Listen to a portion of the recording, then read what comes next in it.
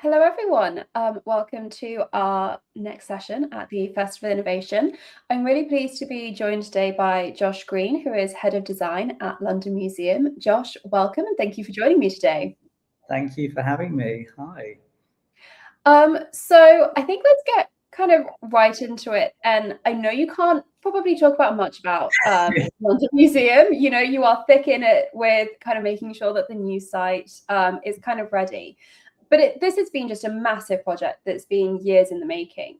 So I think if we talk a bit more kind of generally about it, how do you kind of make sure that the London Museum kind of reflects the city's identity, that it connects with local communities, but it also kind of appeals to global visitors because obviously London is such a global city? That's a really good question. It's a really tricky ask because you've got such a broad range of visitors that we're going to have. Both people that have very hyper local expectancies, and then the international visitors, which is part of the reason why we're moving to this site, is to be able to attract all of those international visitors and bring them into the city. What I would say is there's kind of two different ways in which we've approached it. On that kind of local level and engaging with Londoners, that's something that we've really tried to embed throughout. I mean, this is a decade of development, and we've been really trying to embed that into everything we do, from the development of the identity to the development of individual exhibits through to kind of installations and experiences themselves across the site. The aspiration in 2018 that we set out was that we wanted to engage with 100,000 Londoners through our engagement teams and in all different ways. We've now surpassed that. So we are actually, whether that is across engagement with our the Book of Boroughs, where we worked with a creative individual from every single borough to develop what we called the Book of Boroughs that informed our approach to our visual identity and our brand and our tone of voice, through to individual displays that you'll see physically in the museum. And also even down to kind of our oral histories. We have so many different outputs that engage with individual Londoners and very specific lived experiences, which I think will be incredibly broad. And then that broader scale of international visitors, we have always, everything that we're doing at the moment and that we've been developing, we've always wanted to make sure that we're not offering a kind of a sanitized version of London. And, I always say particularly with, when people ask me, why did you end up with a pigeon? And, across the world, particularly with engagement with the school children, early in the development of our identity, there was always this mindset of saying, what are those icons of London? And, Big Ben came up and the London Eye. But the idea is that isn't an equitable experience. Not every Londoner sees the London Eye or, Big Ben regularly. And, we're not just appealing to one borough, we've got to appeal to everybody, and we've got to bring everybody into the story of the city. And for us, the pigeon is a universal experience and is something that is everywhere and sees everything without judgment. And that's what we want to be, a chronicler of the city. And we wanted to make sure that to be this authentic kind of shared space where, we always say we want to be in the middle of it all, where 6,000 years of stories cross and collide. And we embedded it into this idea of grit and glitter. So every project that we do, whether it's a small display, whether it's an exhibition, whether it's the renovation of the buildings themselves, we always take a step back and go, do we have that right mix of both grit and glitter? You need to have both to express the dualities and the contradiction of the city. Too much grit and it doesn't have that universal appeal. It becomes really specific and unappealing, but too much glitter, it becomes inauthentic. So that's kind of the prism in which we've been looking at everything. And I hope it will feel really multifaceted on every level because of that. And I think that's so important because I know when, you say to people, oh, I live in London. And I think particularly people from, an international market, they think that means I live in zone 1 and I live in the centre. And it's like, no, I'm out in like a different borough. I'm out in a different zone. I have a very different experience day to day because I'm not commuting. And so actually the fact that you are encompassing the entirety of London, I think is so important because that is what's going to appeal to Londoners, but also then educate international visitors on the wider kind of spread of London and actually how vast it is. Absolutely. I mean, if you look at, in our permanent galleries, it is the story of growth. It is the story of, it isn't centered on one place. It's a kind of an eternally moving feast and banquet. And I think that is really the essence of what we're trying to tell with the story of London, which is incredibly interesting. Yeah, and it's got such a kind of varied history, London, as well, hasn't it? Which not every city has. So actually being able to tell all those stories, it must be a huge challenge, but also incredibly exciting. Yes, absolutely. And I think it is, again, it boils down to that grit and glitter. It's sometimes a really difficult history, and sometimes difficult stories have to be told, but we don't want to shy away from them. So how they're told, how they are conveyed to a whole variety of audiences is really key. One aspect of the project from the outset that we're always trying to do when we're looking at audiences is going, how do we bring people that wouldn't feel comfortable stepping over the threshold of an institution? How do we get those audiences in? And I really feel that everything that we're doing is making it as kind of as open and as much of a public space as possible. And the architecture of the building is really kind of helped us do that. I feel like this will feel like a public forum as much as an institution, which is great. And that's fantastic when it's a converted building that you're working with, that has allowed you to have that space that you need, because it's easy to create that when you're designing a building from scratch. Presumably much harder when you're having to renovate an old building. Oh, absolutely. And it's a really interesting one where, because we are working with an incredibly complex building, a series of buildings, those challenges, those design challenges are much more kind of omnipresent, and discovery is a huge issue that we've had on site. But what I would say is that the approach that the base build team have kind of come up with is really, and it sounds a bit kind of twee when you say it, but it is really true that the base build team and the contractors, everybody is treating the restoration of the buildings almost like it was a collection object itself. And that level of precision, but also making it really fit for purpose, is what is making this such a special project, and so rooted in its location in the middle of the city. Yeah.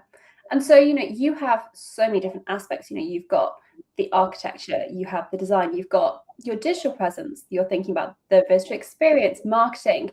So how can you make sure that that's all cohesive across such a huge project? I mean, that has been my challenge since starting, is how do you take all of those threads and pull them together? And for me, I kind of, a lot of this had developed prior to my joining. I joined about 4 years ago now. And really, there are so many different teams and so many different kind of people that we brought together. And I really feel invested in the fact that, this isn't a single voice, and this isn't a single kind of on high approach to the design of the spaces. And we've really built upon this idea that you can't be representative of London without allowing space for the creativity and the diversity of the city that we're talking about. So we've really kind of split the project up into chunks to allow a whole myriad. I mean, if I think about the different designers, creatives, disciplines that are brought on site for this project, from a huge range of scales, from, brilliant, fantastic, large-scale design, architectural practices, down to, recently graduated young practitioners, sole traders that are just kind of entering their practice, but we're bringing them together in a way that feels really cohesive. For me, I was really clear from the outset that we needed to set those kind of pillars of cohesion from the outset, that every design team and every creative brought into the project kind of is aware of and understands. Because I always say, we're creating a department store, not a supermarket. This isn't about consistency through repetition. This is about breadth of offer and cohesion through quality. So, I set out a series of design principles that kind of underpin a lot of those decisions. Some of it is making sure that whatever we do, we are looking to industries outside of purely the culture sector to take inspiration from, that we're not just doing, the same thing, and we're not just looking at competitors within our own field, but broadening our horizons. Working with London's most exciting and diverse creative talent, that's another kind of pillar. So to make sure that the way in which we put out tenders, the way in which we want to engage with people allows for the broadest range of designers and creatives possible. But then also, within our brand architecture, our visual identity and our art direction, making sure that we're really clear from the outset what that particular team is delivering and what they want to deliver, what is the vision, so that each individual commission and space can hold its own within this wider ecosystem. You don't want everything kind of boiling down into nothing, but also at the same time, you don't want one thing overpowering the other. So my role is almost, I'm very aware sometimes that it's kind of, I'm not playing an individual instrument, it's conducting the orchestra to play in sync with one another, even if there's a whole myriad of different specialisms and types of creatives working together. And so are there kind of misunderstandings that can arise when you're kind of the conductor of that orchestra? And then how can you create space for all those different disciplines to actually kind of listen to each other and learn from each other? I think you immediately get the gist of how a design team is going to integrate into that ecosystem pretty quickly when you speak to them all. And when we're kind of putting the design briefs together, and when I'm working with, with the incredible kind of internal teams, our curatorial teams, our content teams to pull the briefs together, we really set out the stall that this is the environment you're going to be going into. And I would say across the board, we've got incredibly collaborative design studios and creatives in every discipline. I think in some ways it's almost the complexity is going, how do you make sure that we hold space to appreciate everybody's individual specialisms and how they fit into the jigsaw, but don't preempt too much? And that is a challenge. I'm very aware that, I work with designers, creatives that are in disciplines that I have no experience of, but I still have to integrate myself into their process through a means of communication that allows me to not take over and assume that I can do that job. And that's where it's always the complexity where, you want to bring people together. It's kind of that art school environment that you've got people developing individual projects, but with their skill set, you need to find the threads that run through all of them. And I think with every project, it's going, what are those threads that tie together everybody that's involved? How do we make sure that we remind ourselves of them?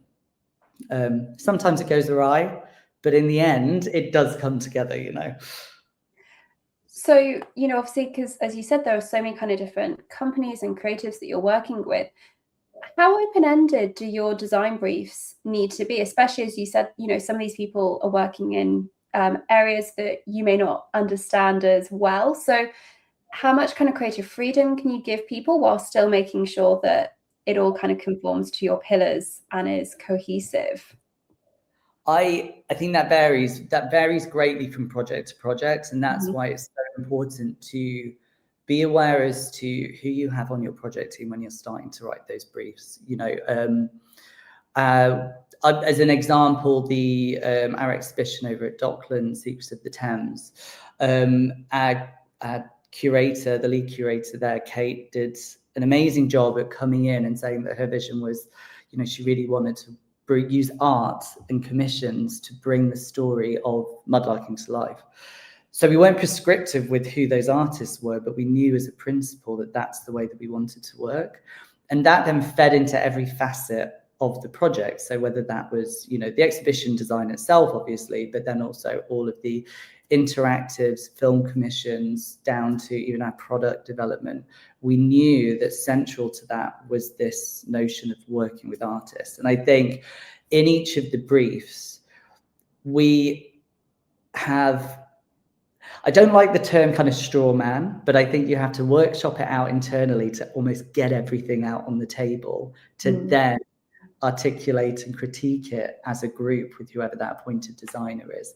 And sometimes, you know, we will go quite far in a brief to define what we think the visitor experience will be, what we think that visitor journey will be, what we think the kind of the interpretation approach will be, but we put that out there purely to question it. And I think it's being really clear both with whomever you're appointing, but yourself and your own internal team to say, look, we have this preconceived notion of what this is. We're putting it out there as a question to be questioned rather than a kind of a preordained idea. So it takes, in some ways, it's kind of it's a bit of humility on everyone's part to go, look, we wouldn't be putting this tender out if we knew exactly what we wanted to do from the outset. But these are the things that we really feel strongly we have to hold on to. And if you're clear and identified with those in the brief, you're kind of onto a winner. It's quite a lot of trust then that you're also putting in everyone that you're working with, that they're going to be able to kind of take your ideas, run with them, and tell you if your ideas aren't going to work, which must be a hard thing to hear sometimes. You know, are there anything where you're like, oh, but I really loved that you've had to kind of get rid of, and you're like, oh, how do you let that go? Oh, so many things. There are so many individual hills that I would have died on at some point that you just have to climb down from. And I do think it is that level of, it's kind of, it's humility, but then also understanding that there are so many kind of, every decision is a catalyst for a whole stream of other decision making on a project of this scale. And I think sometimes you just got to accept that it kind of is out of your hands, and you take what is concrete and that you can kind of form an idea around, and you reposition what you're doing. And I think constantly having that agility to question, look, is this working with what we have right now? And I'd say across the board, all of the teams that we work with are really good at doing that and having those conversations. I do also think it's a culture of feeling that you can have those difficult conversations as a group, being able to say, look, if it isn't working, do we feel comfortable saying, no, we've got to look at this without becoming dogmatic, because it's the point at which things become dogmatic that people just do things for the sake of getting it off their back.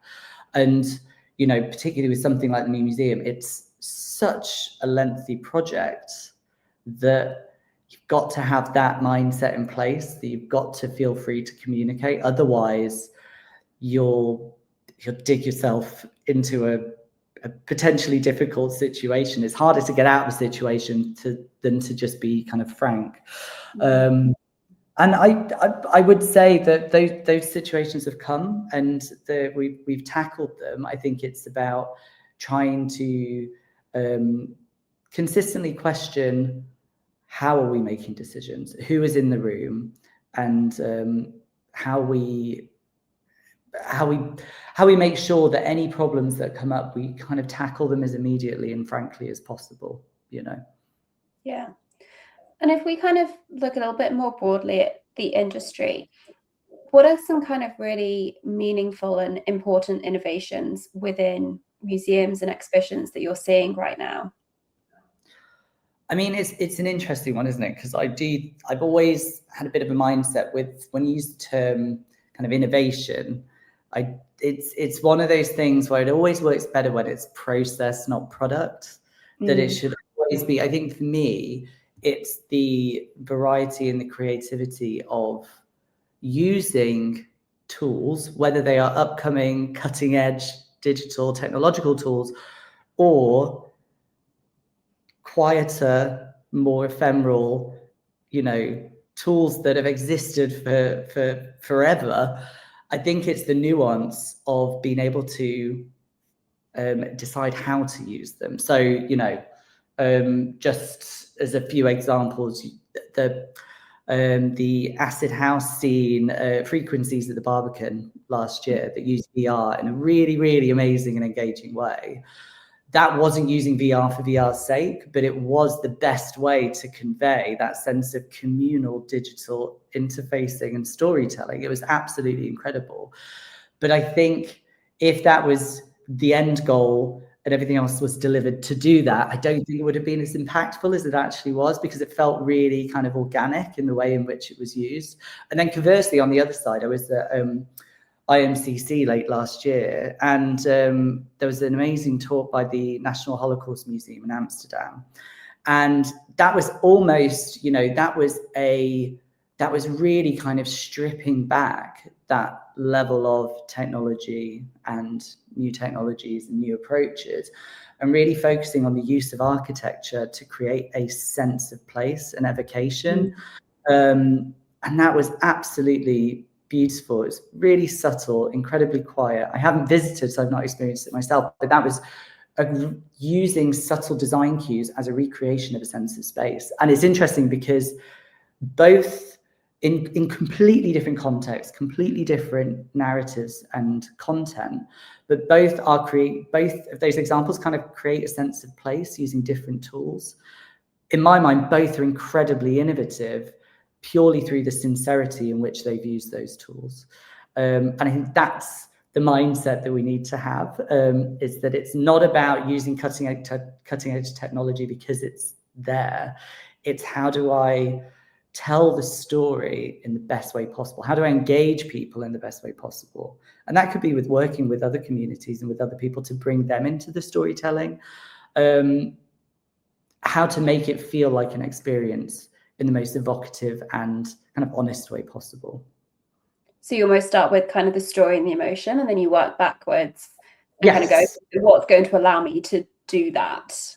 Absolutely. And it's interesting, isn't it? Because I do think there is, when you start out on it's what you were asking earlier about the kind of having that vision of the end goal. And if your end goal is, I'm going to do this super innovative thing using this technology that no one else has ever used before, if you are not consistently questioning yourself, why am I using this? Why am I doing this in this way? I don't think the end goal will ever be as good as going, let's talk about the story that needs to be told, who we're telling it to, who we're using to tell the story. And then the means comes from that. It's the whole adage of, you know, content-led design versus design-led content. And I think, you know, it always should be content-led to tell the stories in the best way possible. Yeah. And so if, you know, that is how hopefully people will start to kind of approach projects, what role then do you think exhibits and museums can have over the next decade? You know, do you think the role that they play in society and communities is going to change? That is an interesting question. I think, you know, and that could expand into a huge, you know, whole other kind of segue into a whole other topic. I think the role of exhibitions, and particularly in the culture sector, it has such a societal impact and a cultural impact in terms of what they, you know, the appeal, the mass appeal, particularly of, you know, I'd say in the past decade, the mass appeal of exhibitions across a whole broad range of themes has increased exponentially, and I think it will continue to do so. I think there's a challenge for exhibitions and museums to both react to that and become appealing and profitable in many ways to keep those visitor numbers increasing and draw people in with incredible experiences, but then making sure continually that that isn't done at the expense of the stories that are being told and the importance of those stories. I think there's this line of exhibitions in particular will have an exponentially increased appeal across the board, across markets, to a much wider range of audiences, which I think is fantastic. But we will always need to check ourselves and make sure that that isn't at the expense of anything else, and that honesty and that integrity of those stories being told, no matter the means as to how they're being told, isn't lost. And I think there's so many exciting projects on the horizon, and so many exciting, you know, opportunities that are, you know, coming up over the next couple of years. Us being one of them, there's other institutions that are opening. There are platforms that are really going to expand the possibilities for exhibitions, narrative-led storytelling. and also across the industry, wider than just the culture sector. You know, I think that whole adage of myself, one of those pillars of our design principles of looking to other industries, looking to the wider attractions and industry, is making sure that we really are benchmarking ourselves across people that are doing incredible, innovative, forward-facing and kind of experiences that are attracted to audiences that we might not have yet captured, and understanding what are they doing that we need to do, and how can we use that in a way to tell our stories in the best way possible.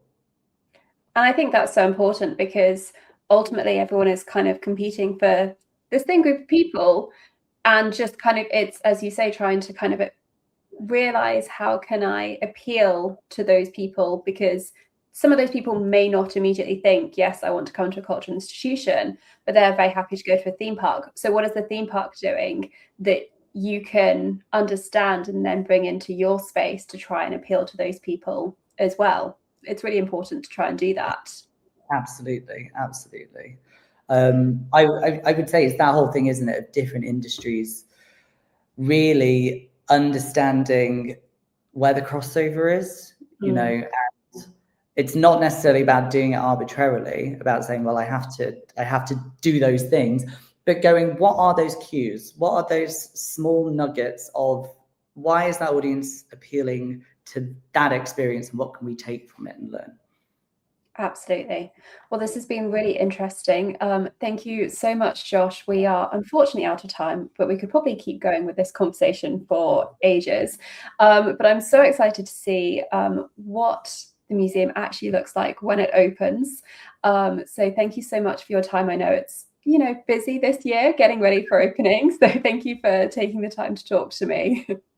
Amazing. Thank you so much. Lovely to see you. And we are going to hear from Tim Reeve next, so stay tuned. Thanks everyone for watching. Bye. Hello again, everyone. I'm really pleased to now be joined by Tim Reeve, who is Deputy Director and Chief Operating Officer at the V&A. Welcome, Tim. Thank you so much for joining me today. It's a pleasure. So let's dive right in. V&A East Storehouse opened last year, and it's described as a kind of behind-the-scenes experience that really gives unprecedented access to over 250,000 objects and archives from the V&A. So how did that ambition come about, and do you see it kind of changing the visitor experience and relationship with national collections? Yeah, well, firstly, I mean, thanks very much for inviting me. I as always with these things, it partly came about out of sort of a bit of a crisis or necessity, because our collection, everything that's now at Storehouse, used to be stored at Blythe House in West London, government-owned building, which we had been at for some sort of 40 odd years, and they made it clear that they wanted to sell it and that we needed to move. So, you know, there's a big sort of gulp at that moment, because you don't want to be moving a collection of this size and complexity very often. It's extremely expensive, obviously, in terms of the objects. You know, there are sort of safety and security risks and so on. So once we got over that, we thought, okay, well, if we are going to have to move it, we've got to go to all of that trouble. We might as well end up at the other end with something that feels fundamentally different from a sort of traditional storage facility for a museum. And for us, we're kind of, for me and a small group of colleagues initially, and then eventually for us, we thought, actually, you know, people always talk about the back of house world of a museum being the fascinating bit, the bit you don't get to see, the bit you're not allowed into. Actually, in life as well as in museums, usually the bit you want to see most. And so Storehouse really is a storehouse. It really is where we look after everything, where we work on objects, where objects are moved around and so on. But it is also, and has been designed to be, a genuinely accessible, self-guided, accessible cultural experience. So it came up, we're like, you've got to move. You know, for goodness sakes, let's make sure we end up at the other end feeling happy about that move, almost feeling glad we were asked to leave Blythe House. And I think Storehouse really delivers on that. I think it's pioneering. To your second point, I mean, I really hope that it does give other institutions confidence do things differently when they think about storage, and to move away from the idea of, people talk about visible storage or accessible storage, but in a way it's not really visible, it's not really accessible, unless you do something, I think, along the lines of what we've done, which is people can turn up to Storehouse any day of the year, apart from Christmas and Boxing Day. They don't need to book, they don't need to pay, and they can wander around. That's really what accessibility means. It doesn't mean, good luck booking a guided tour at 4 o'clock on the first Thursday of August. That's not the same thing. So I hope that there is proof of concept here. And other institutions follow, and indeed other institutions are starting to follow. I mean, there was just news yesterday after the Scottish Government budget about Granton and the Scottish National Galleries moving ahead with that project. So, yeah, I do feel that others will now have a bit more confidence to follow in our footsteps and to build on what we've done, because what we've done is not perfect, and others will come up with better ways of doing things. But I mean, it is such a radically new way of thinking about collections, because for a lot of the public, they probably don't know that museums have these massive storehouses of objects and collections. And so to be able to kind of open the doors and go, come and explore all of this is really fantastic. And I guess a bit of a case of necessity breeds innovation, Sure. Actually, how fortuitous that you were forced to do this. I think it does. I think necessity does often breed innovation. It does force you. It's a cliche, but never waste a good crisis. You do learn new tricks. You do have to think of new ways of doing things when you're presented with, in our case, a bit of a burning bridge. You need to be out of Blythe House by this date.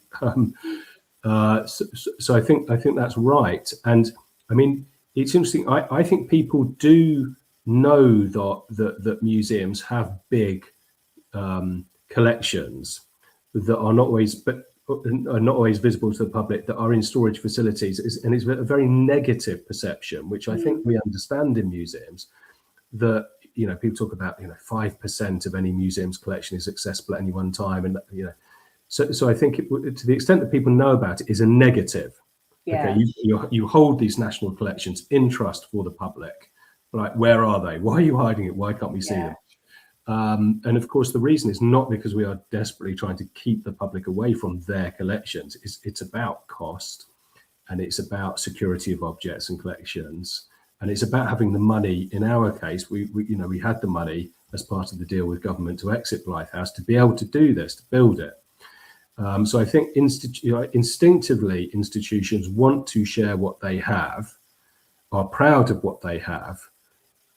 It is about having the opportunity and the money to be able to do it. And I think confidence is a big thing when you're dealing with precious things, irreplaceable, priceless objects, national collections.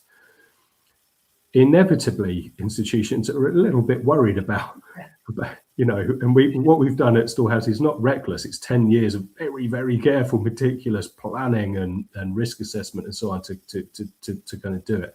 So confidence to do it is maybe hopefully what Storehouse will bring. Is that, okay, here is a well-regarded international institution that is not going to play fast and loose with its collections, but has found a way.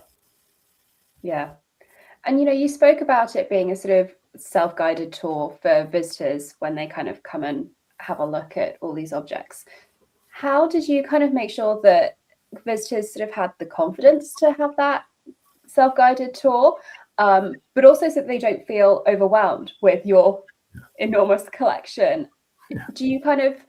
How do you keep a storytelling thread kind of going through so that they feel supported?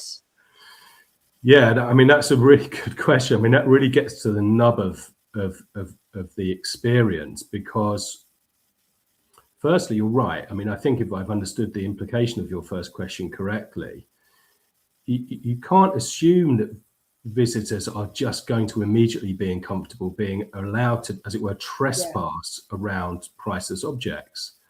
People don't want to break things. People don't want to damage objects. They really don't. They want to get it. They want to get it right. So it's a really important sort of thought to just kind of hold. At the same time, we were really keen that Storehouse is a genuine experience.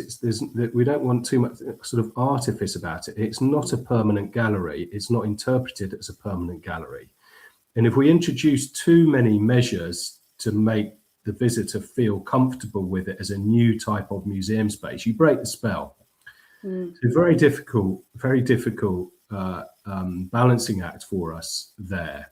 So self-guided is really important. The idea that you're not being sort of followed around and checked upon. And we've designed the public network in a way that really facilitates the ability to wander, to really feel like you are is somewhere you're not really supposed to be, but you're comfortable with it. Okay, we've designed things, the choice of materials, the way the route works.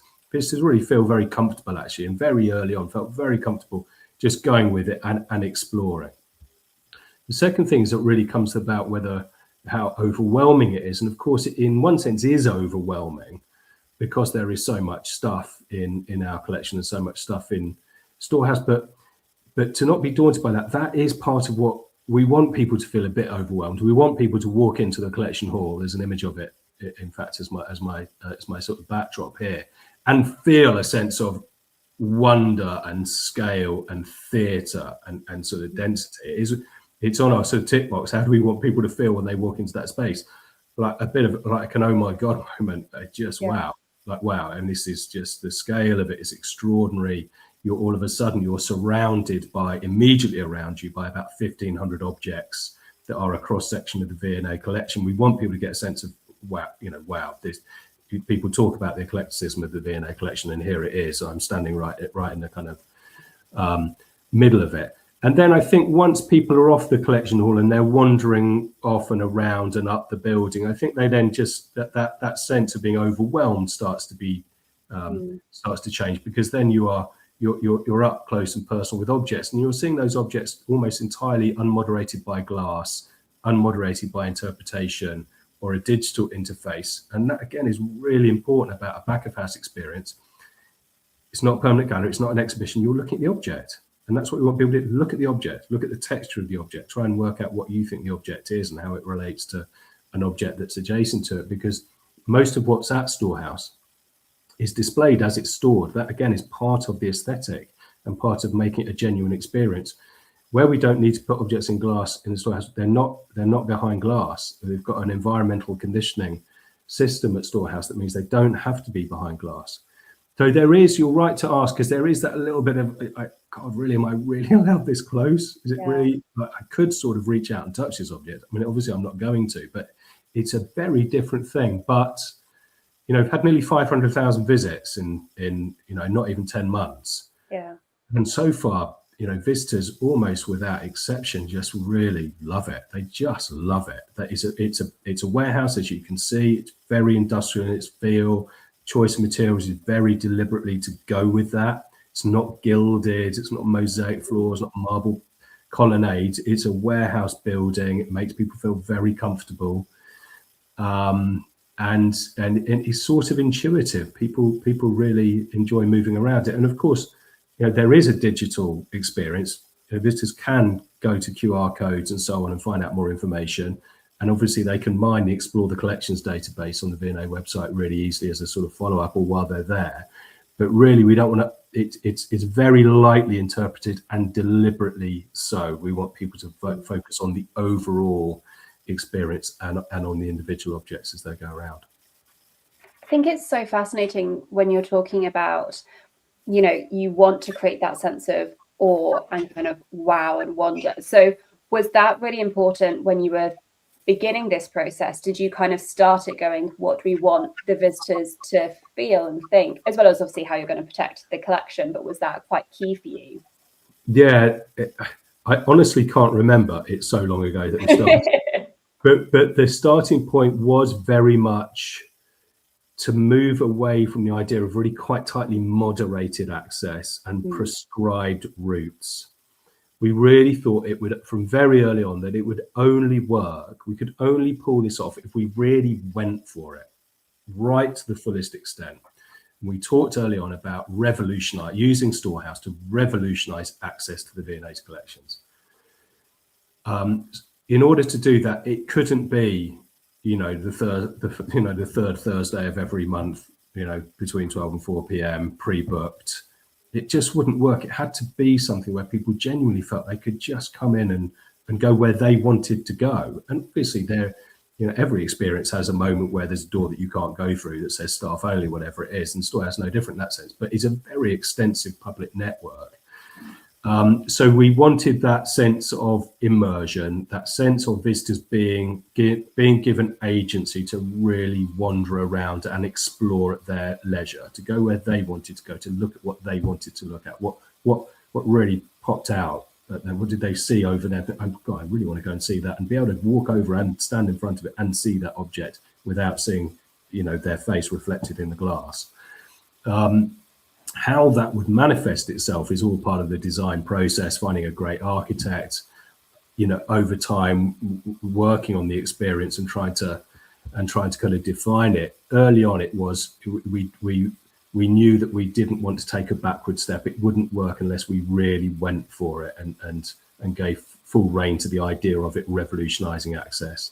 And the self-guided bit was something very early on that we knew it couldn't work without it being self-guided, without a visitor being able to walk in and decide what they wanted to do, not walk in and have somebody said the next tour leaves at 12:15 and you're going around with 15 people and you're being, so that was the, very simple in hindsight, the very simple parameters that we set ourselves.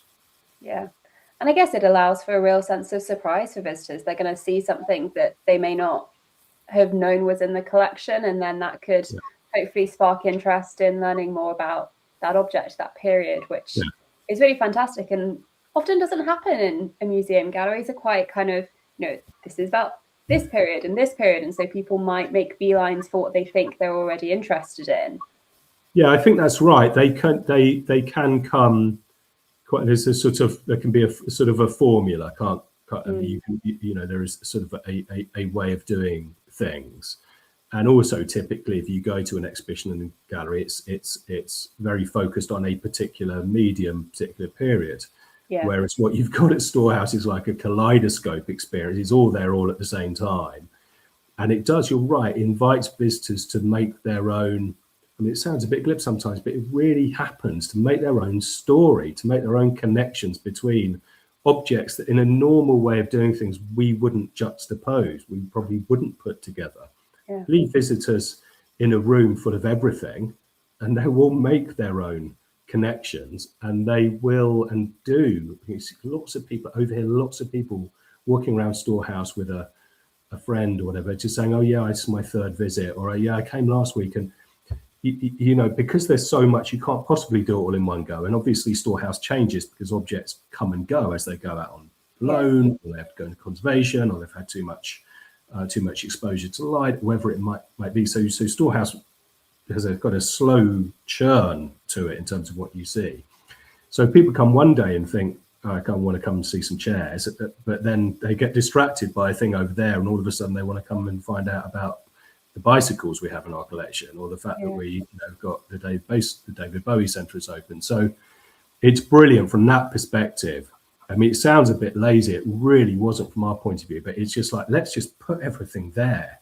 Let's create an experience that allows people to wander around, and it really works, honestly. It's like, let's make the visitors do the work there, and they will and want to. Let's not tell them everything we know and write it all down and give them all of the pointers and then go here and then look at that and then watch this little film clip. Visitors have to work quite hard at Storehouse, but are enjoying just not being told what to do and using their own imagination and working out what the creative journey is that works for them. I guess it works because there's a real reward to that work that they're putting in. You aren't doing it because you're lazy and you can't be bothered to put that together. It's, as you say, a very conscious choice, and so that's why it works so well. Yeah, and of course it's not a Storehouse if we do all the work, because this, and I've said it a couple of times, but it bears, repeating. It is a working building. I mean, it really is full of people from the V&A who are working on objects, moving them around, condition checking, preparing them to go on loan or whatever it might be. It's a proper place of sort of industry and sort of work. And if we're spending our time carefully curating journeys for the visitor, then it's not a storehouse. And I guess then you have that kind of distinction when V&A East opens of V&A East is the museum, the storehouse is the storehouse. So that must be then helpful for the visitor to go, these are two separate experiences that are linked. That's probably right. Although we've not really found visitors to the storehouse misunderstanding it in any way. No. I think they kind of know, well, it's such a new thing. Can you really know what you're in for? I think they get that this is something really fundamentally different as a piece of museum design, as a piece of museum making. But you're right. I think when the museum opens in the middle of April, I think that will define it even further, what you've essentially got. And by the way, V&A East is museum and storehouse. It's the V&A East Storehouse and it's the V&A East Museum, and together it's V&A East Museum and Storehouse. But I think that will help define it. Probably people will feel, okay, I'm seeing at the museum a more familiar front of house museum experience, and I'm seeing at storehouse a more, a sort of a new novel back of house experience. And the two will slot kind of nicely together. And they are a very short distance apart, only a 10-minute walk. So, I think for some people, they will do both in the same visit. And, you've done a lot of community consultation as well with both of these experiences. So have you gained any kind of insight into what communities want from a museum? Yes, that's such a big part of the creation of Storehouse, the creation of V&A East, in fact. And it is one of the things where a long time, has been a real friend to us. This project really started in 2013 in terms of like an idea being sparked. So we've been working in East London for over a decade, and that's been really valuable because it's been fundamental, actually, particularly to the success of Storehouse. Because East London, I mean, obviously we have Young V&A in Bethnal Green, and we know that part of East London, but this is a new territory for us, and we were very, very conscious that we didn't want to be parachuting into a new part of London thinking that everyone should be delighted that the V&A's arrived. And very conscious that this is a part of London where deep research tells us that we've got a very young, very diverse, very international, very creative population who feel, not entirely, but there's a decent chunk, feel that museums are not for them. And actually further kind of feel like museums in a way have almost been deliberately designed to exclude them. And obviously that's not true, but that's the perception. So we're very conscious that there's a healthy degree of skepticism actually about the V&A. So that time for us to get to know East London as a place, as an urban environment, get to know the people, get to know the history, get to know the communities, and as you asked, get to know their needs, their wants, their desires, their aspirations, has been an absolute godsend for us. And our roots are very, very deep. By the time we open, we're already there for 10 years. It's so important and so valuable for us. And then, of course, there's the kind of, okay, how do you turn that into, a sense that people feel a real sense of ownership over V&A East? So we've really involved local people, and particularly the V&A East Youth Collective, which has been the most brilliant thing from our point of view, which is cohorts of 20 young people from East London working with us for a year and then being replaced by another cohort of 20. So about 100, so probably 5 of these cohorts so far, of young people who we pay them for their time. And they are our council, they're our sounding board. Honestly, there isn't much in V&A East Storehouse that we haven't discussed with the V&A Youth Collective in a very genuine way. Help us decide what to do here. Like from choosing our catering partner, designing wayfinding, working out how QR codes will work, what the welcome will be like, what the uniform design will be. Almost every aspect of the creation of Storehouse has been informed by the V&A Youth Collective. They have helped us make decisions. They've made some of the decisions themselves. They've challenged us where they think we've not got things quite right. They've challenged us, and almost without exception, we've listened to them. They've helped us with co-production projects on Robin Hood Gardens and the Agri Colonnade and so on. I mean, honestly, it's been brilliant. I wasn't expecting it. It has been probably the most rewarding part of the whole journey, to be honest, is getting to know East London and seeing the youth play. These are young kids from East London, giving of their time and their expertise to make V&A East what it is, and to see them wander around and recognise their role in it. Say, oh God, you remember when we were in that meeting and we were talking about the colour of the uniform, or we were looking at the design of the wayfinding scheme, or we were looking at whether whether objects in crates would look.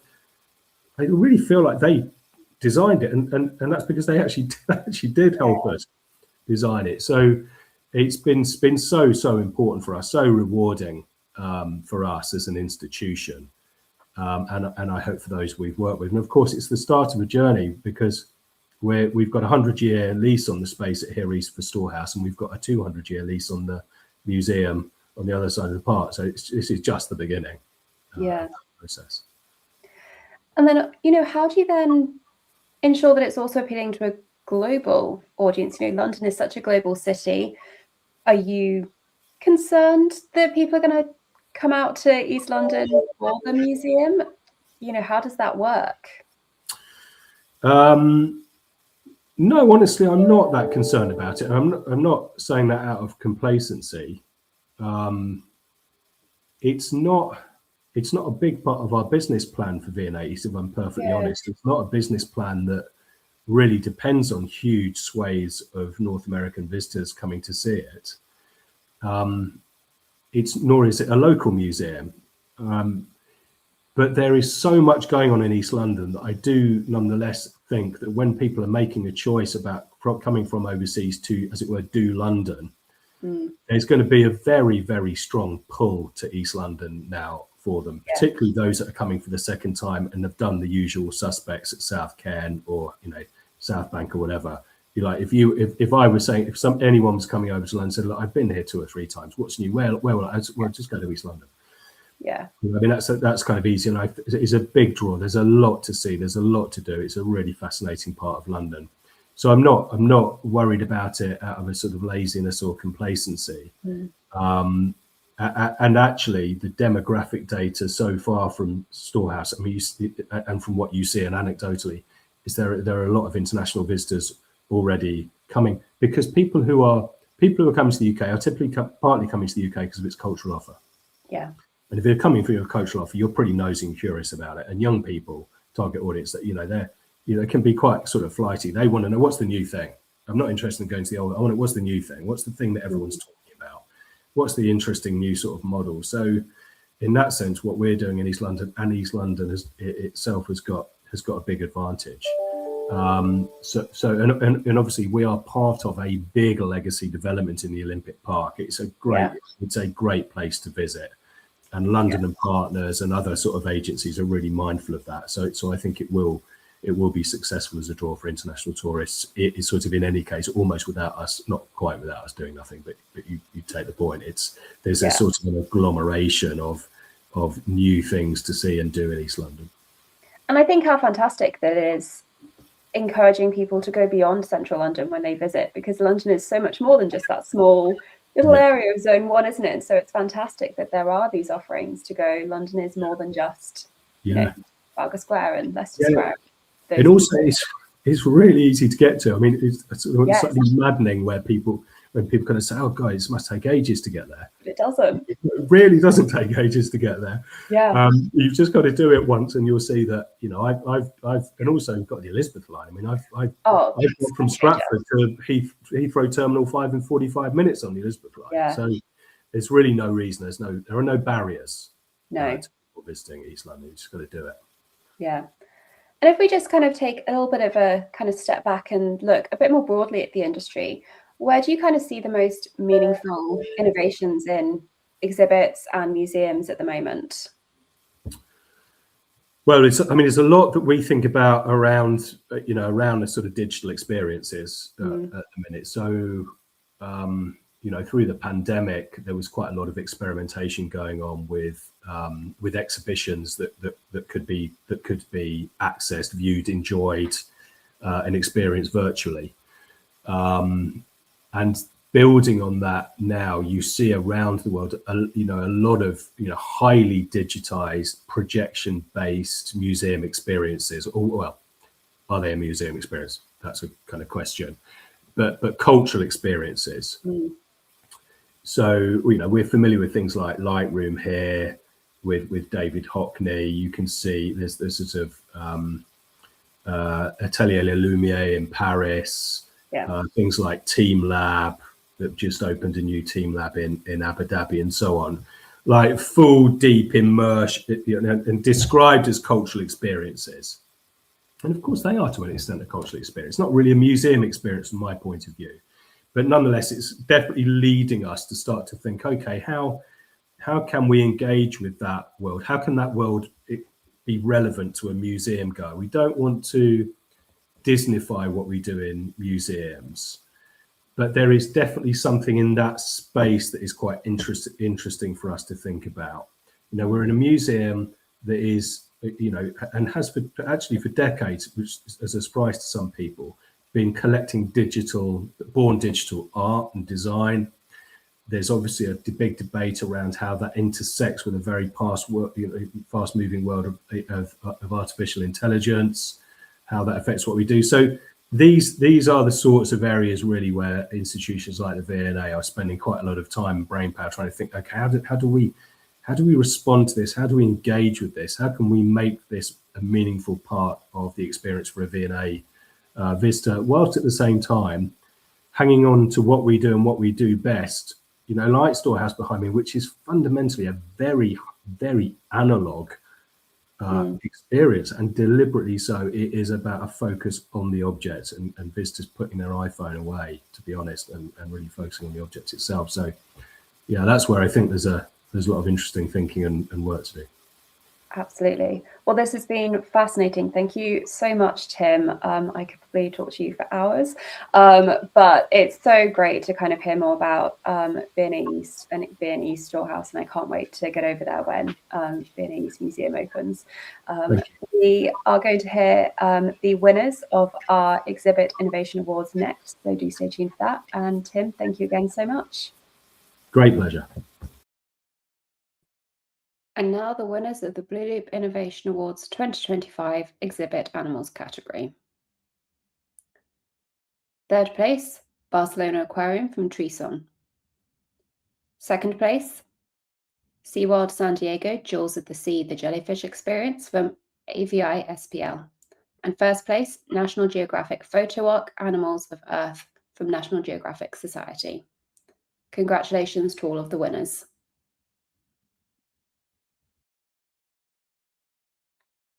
And now for the Blue Loop Innovation Awards 2025 Exhibit Culture category winners. Third place, Portlantis from Cosman de Jong. Second place, Uzbekistan Pavilion Expo 2025 Osaka from Atelier Bruckner. And first place, Of the Oak from Royal Botanic Gardens Kew with Marshmallow Laser Feast. Congratulations to all of the winners.